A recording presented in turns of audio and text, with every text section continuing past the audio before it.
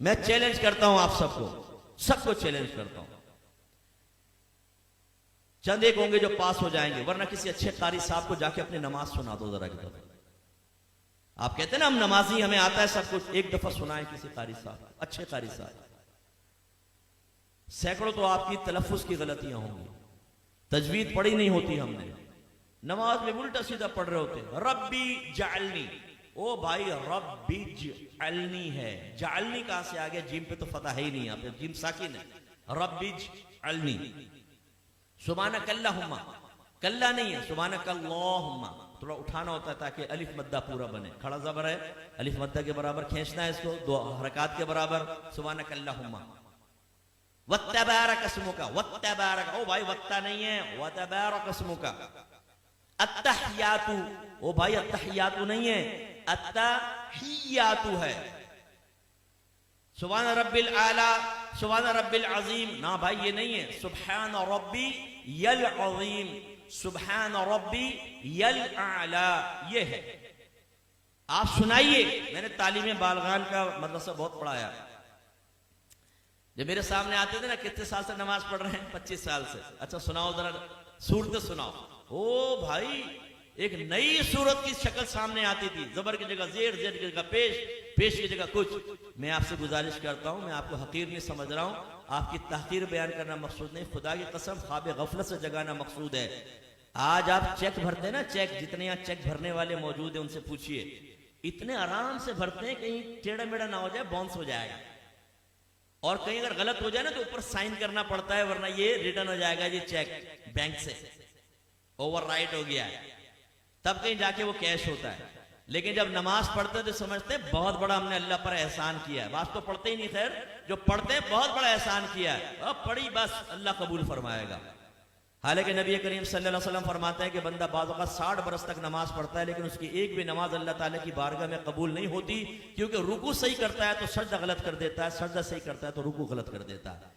एक रिवायत में फरमाया, बाज नमाजी ऐसे हैं कि मस्जिद के दरवाजे से बाहर नहीं निकलने पाते कि उनकी नमाज पुराने कपड़े की तरह लपेट के उसके मुंह पे मार दी जाती है। एक रिवायत में फरमाया, जब नमाजी बाज़ औक़ात नमाज खत्म करता है तो नमाज उससे ये कहती है, अल्लाह तुझे ऐसे ही बर्बाद कर दे जैसे तूने मुझे बर्बाद किया।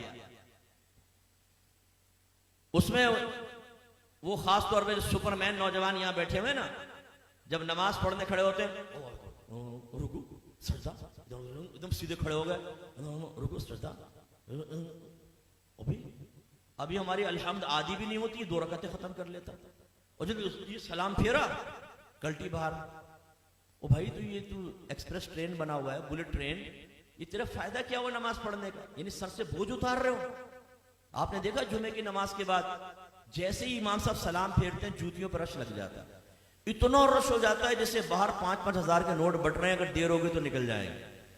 जूतियां ढूंढने में 15 मिनट वहां लगा देंगे, मस्जिद में नहीं बैठेंगे, ना सुनन पढ़ेंगे ना नवाफिल पढ़ेंगे आगे के, और बाहर निकल के फिर दूसरे कहते हैं हाँ क्या करना, चल ढाबे में चाय पीते। अभी तुम इसलिए बाहर निकल कर आए थे। ये भी जिम्नन बात आ गई तो मैं आपको अर्ज कर दूं, गौर से करें, गौर से देखें, और अपने बारे में मैं भी सोचता हूं, आप भी सोचें। नबी करीम सल्लल्लाहु अलैहि वसल्लम फरमाते हैं कि मस्जिद की और मोमिन की मिसाल ऐसी है जैसे मछली और दरिया, कि अगर मछली को दरिया से बाहर निकालें तो वो उस वक्त तक चैन से नहीं बैठती जब तक दोबारा दरिया में ना आ जाए। और मुनाफिक की और मस्जिद की मिसाल ऐसी है जैसे परिंदा और पिंजरा, कि अगर परिंदे को पिंजरे में बंद कर दें तो फड़फड़ाता रहता है कि दरवाजा खुले और मैं उड़ जाऊं, और जैसे खोलते हैं उड़ जाता है। अपने बारे में हम सबको गौर करना चाहिए, हम में मोमिनाना सिफत है या मुनाफिकाना सिफत है। इमाम साहब सलाम फेरते हैं, दुआ भी नहीं मांगते, ये बस इमाम साहब ने सलाम फेरा फौरन उठ के बाहर, जूती लेके बाहर। करना क्या है? दोस्तों के साथ बैठ के गंदी लड़कियों की बातें करनी। हालांकि नबी करीम सल्लल्लाहु अलैहि वसल्लम ने फरमाया कि जब कोई नमाज पढ़ के अपनी जगह बैठा रहे और जानबूझ के अपना वुजू ना तोड़े तो फरिश्ते उसके लिए दुआए बख्शिश और मग़फ़िरत करते रहते हैं जब तक कि वो उठ ना जाए। इसलिए आले सुन्नत का ये जो है ना कि नमाज के बाद दुआ, इसमें बड़ी हिकमत है। बाज लोग जैसे सलाम फेरते हैं, आप देखें बाज मकातिब फिक्र वाले उठ के चले जाते हैं, कहते हैं दुआ कहां साबित है?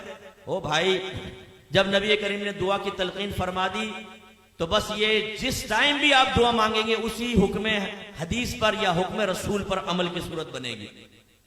और इसमें फायदा क्या है, जब आप बैठ के दुआ मांगते हैं, जितनी देर बैठे रहेंगे फरिश्ते भी दुआएं बख्शिश और मगफिरत करते रहेंगे। लेकिन जो फौरन सलाम फेरते उठ के चला जाएगा, जैसे ही खड़ा होगा फरिश्तों की दुआएं मगफिरत मुनक़ते हो जाएगी। तो ये हमारा हाल है।